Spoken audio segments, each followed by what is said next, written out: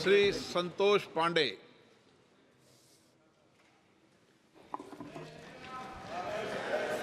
सम्माननीय अध्यक्ष महोदय, मैं आपके प्रति कृतज्ञ हूँ। आपने मुझे आज कीमती समय बोलने के लिए अवसर प्रदान किया।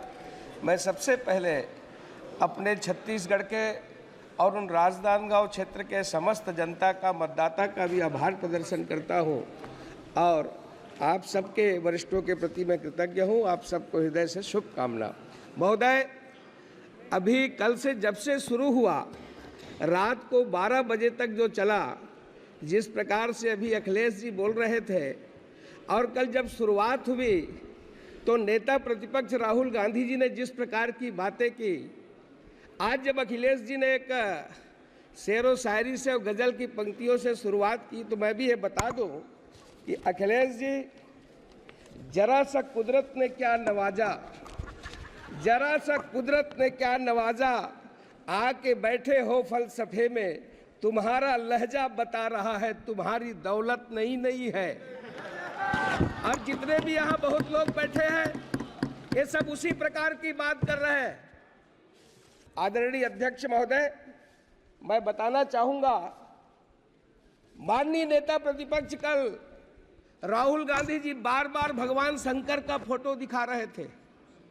वो भगवान भोलेनाथ है, भगवान शंकर है, ये आपकी फितरत में है।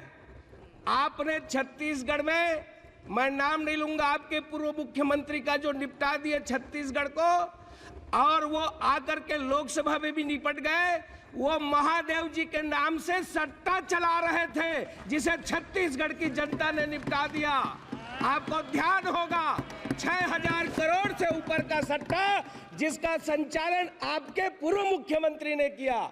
भगवान शंकर को ऐसे आसानी से ना ले और बात बात में चित्र दिखाने की कोशिश ना करें।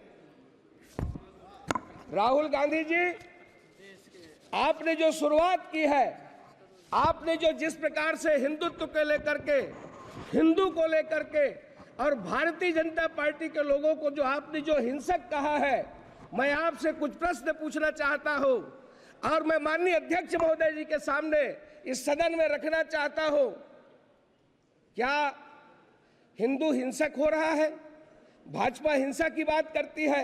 इस हिंदुस्तान के अंदर हिंसा कौन फैला रहा है? कितना हिंसक हिंदू समाज हुआ है, कितना हिंसक ये तथाकथित शांतिप्रिय समाज है, ये पूरा भारत जानता है। क्या कर्नाटक में प्रवीण नेतारू की हत्या हिंदू समाज की भीड़ ने की थी? क्या राजस्थान के अंदर वो कन्हैयालाल टेलर की हत्या गला रेत करके क्या हिंदू समाज ने की थी? क्या हिंदू समाज है जो अलग अलग जगह पर हंगामा खड़ा कर रहा है? जिस तरीके से घटनाएं पूरे हिंदुस्तान के अंदर हो रही है। राहुल गांधी जी, आपने जो सवाल किया है, जम्मू कश्मीर में बम विस्फोट करने वाला किस समाज का है?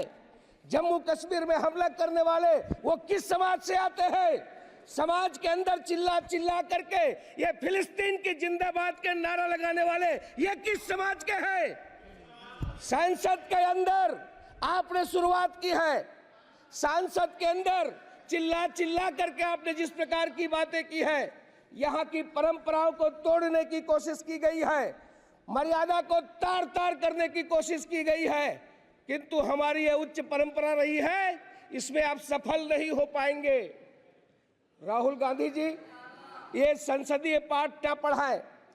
आज आपने जिस प्रकार से हिंदुत्व का अपमान किया है, आपने जिस प्रकार से ये कल जो शुरुआत की है, और आपके ही पार्टी के एक उत्तर प्रदेश के सांसद ने जो कहा है, उन्होंने छत्तीसगढ़ की बात की है। इमरान मसूद छत्तीसगढ़ में मॉब लिंचिंग की बात कही है। मैं सदन के सामने बताना चाहता हूं, वो क्या काम करने के लिए गए थे आपको मालूम है छत्तीसगढ़ में? और कैसे रात के अंधेरे में वो नदी में कूद गए।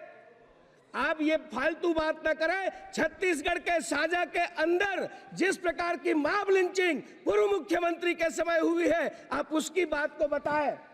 मैं आज सदन को बताना चाहता हूं कि जब हिंदुत्व की बात होती है, तब अटल जी की वो पंक्तियां याद आती है, हिंदू तन मन हिंदू जीवन, रग रग हिंदू मेरा परिचय। मैं आदि पुरुष निर्भयता का वरदान लिए आया, भू पर पै पी कर सब मरते आए, मैं अमर हुआ तो विष पीकर।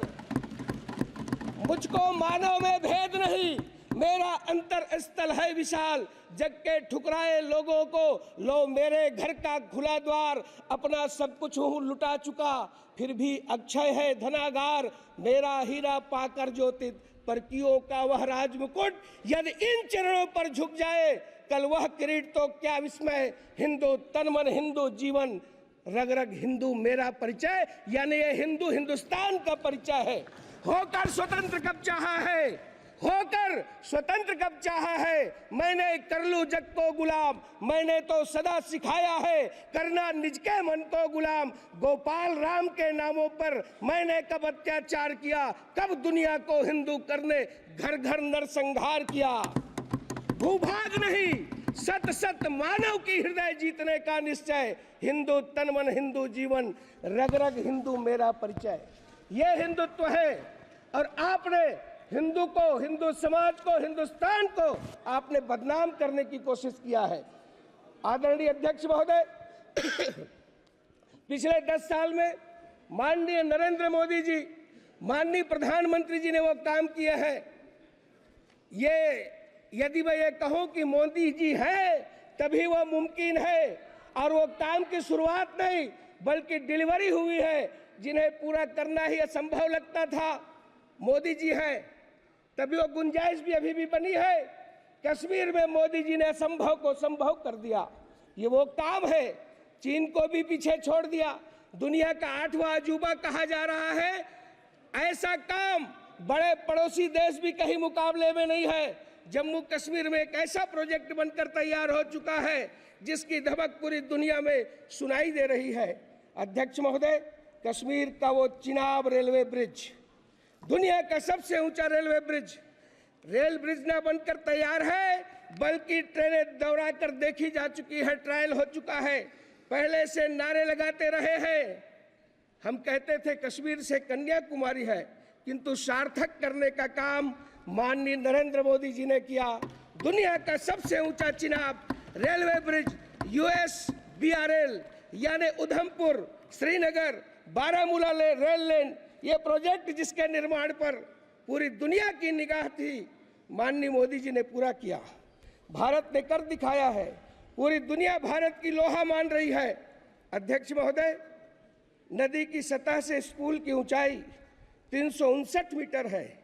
पुल एफिल टावर से भी 35 मीटर ऊंचा है।